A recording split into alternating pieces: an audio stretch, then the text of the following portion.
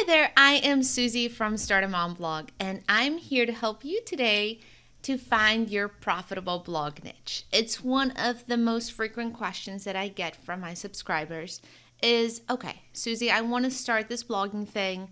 It sounds awesome, but how do I find the blog topic that I should blog about? How do I know it's going to be a success?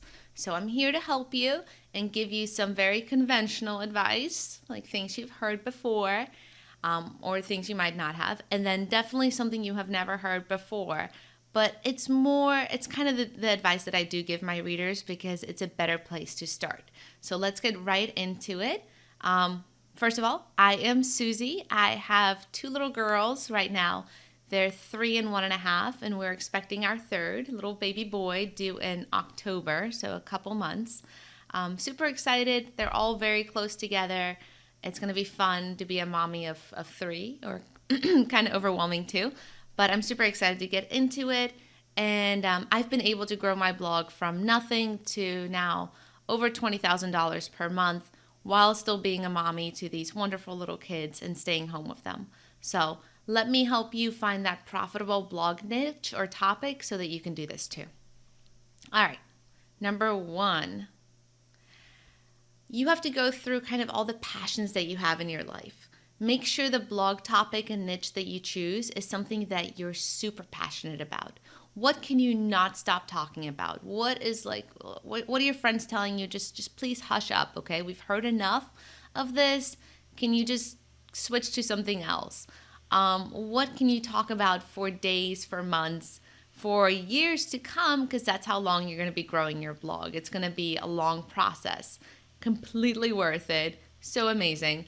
But it's going to be something that you work on for a long time. So can you talk about this for a while? So say, for example, I know a lot of mommies are very about clean living, non-toxic living, and they can go on about it for days and days. And they're always getting on me about not buying organic strawberries and blueberries and so on.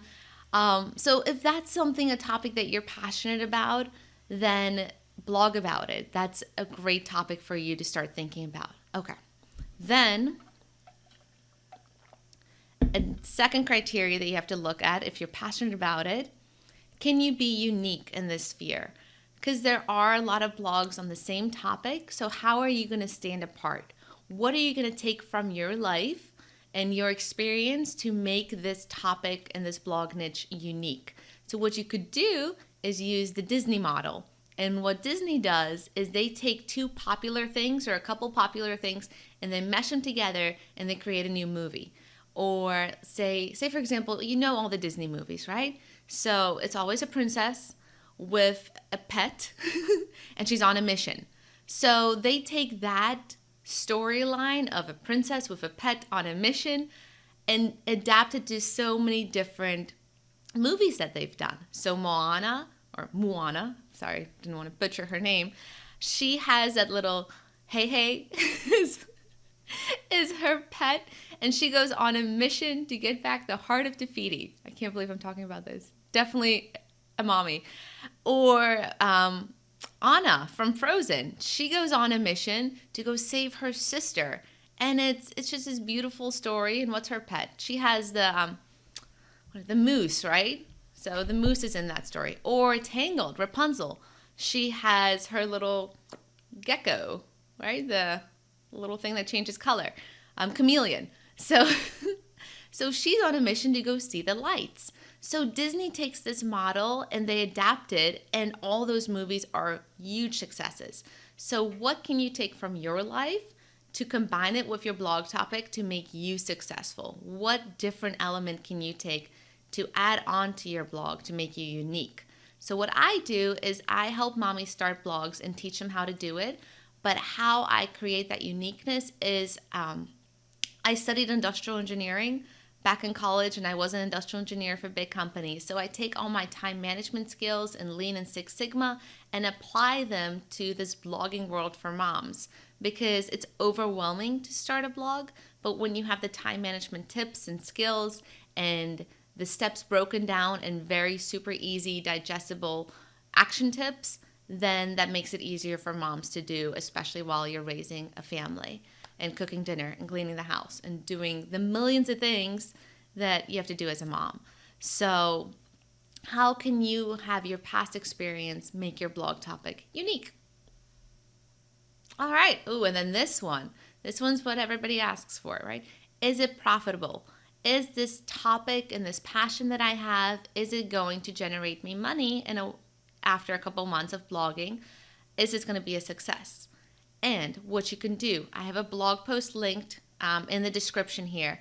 There is a great infographic. Let me make sure that you guys can see this. All right. So what you want to look for, and you can go into the blog post that's linked in here and copy this infographic and pin it to Facebook and print it out and pin it to Pinterest so that you can continuously look at this and make sure that you're focusing on the right things. So how to find a profitable blog niche is to think about what motivates people, right? They're motivated to kind of rise up in how they, I know this sounds very selfish, how they appear to other people. So we're motivated by wealth. We want to have more money. We're motivated by health. We want to be healthier. And by beauty, we want to look better. We're motivated by time. We would love to have more time so that we can do the things we want to do. We're motivated by relationships. I want other people to like me more. I want my relationships to improve. There's a lot of things that people want. So are you answering one of those questions with your blog? When you think about all the wants that people have, is your blog answering, yes, I can provide that for you. I'm helping you get that want that you need. Kind of like, are you solving a problem? Is your blog coming in? Is it just a story about your life, which is great, and that's wonderful to do, but that's not going to generate an income. You have to actually focus on your reader and not on yourself to help somebody else so that they will be willing to spend money on your products and your recommendations and your blog. So make sure that you're solving a problem. You're answering that I want that people have.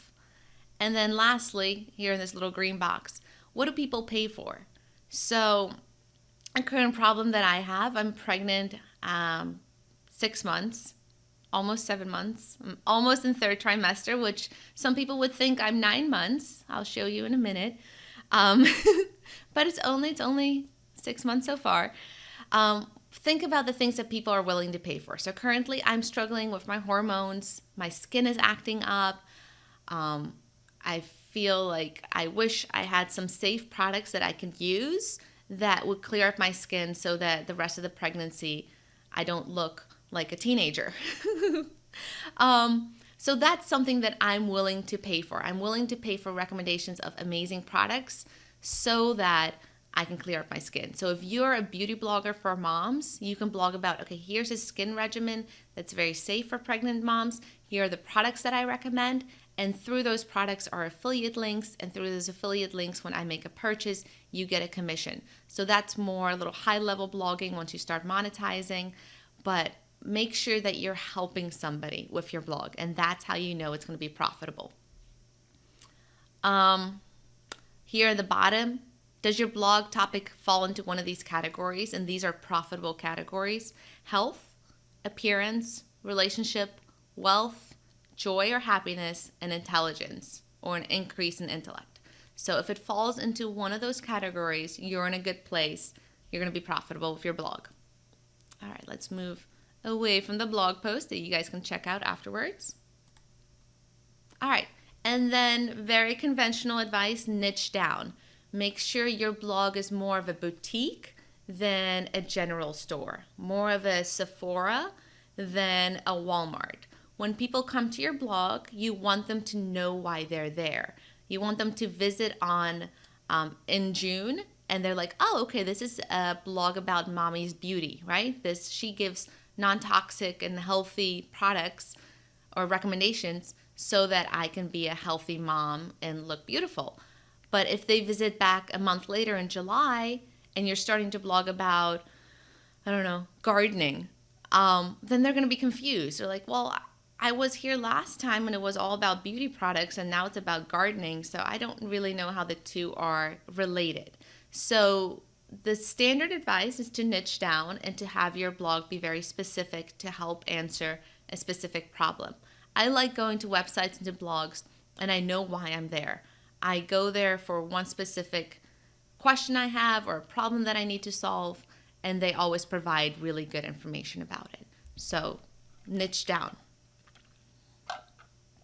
All right, now to get into the unconventional advice. Advice not everybody really gives out. It's not what everybody believes, but I think it's a great way to start, especially when you're just starting out blogging, when you're overwhelmed, when there's so much to do. I think this is the best advice that you should follow, because I think you should choose a generic and simple blog name and just start blogging.